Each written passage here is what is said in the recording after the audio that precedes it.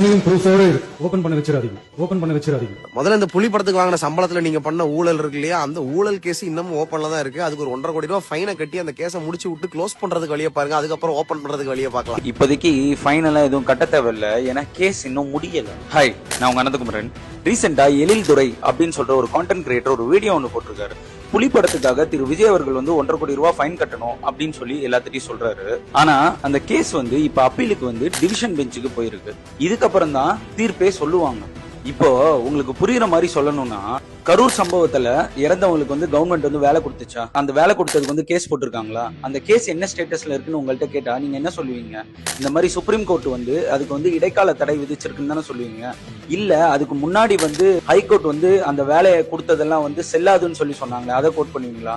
Supreme court சொன்னது தானே சொல்லுவீங்க. அந்த மாதிரி இந்த கேஸ் அப்பீலுக்கு போயிருக்கு. ஆனா இந்த அப்பீலுக்கு போனதை சொல்லாம ஃபர்ஸ்ட் ஹாஃபை மட்டும் சொல்லிட்டு அடுத்த ஸ்டேஜுக்கு என்ன மூவ் ஆயிருக்குன்றதே சொல்லல.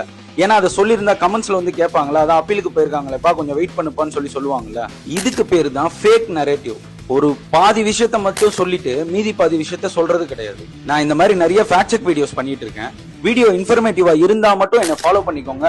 அப்படியே லைக் பண்ணுங்க, ஷேர் பண்ணுங்க, கமெண்ட் பண்ணுங்க, ரீபோஸ்ட் பண்ணுங்க.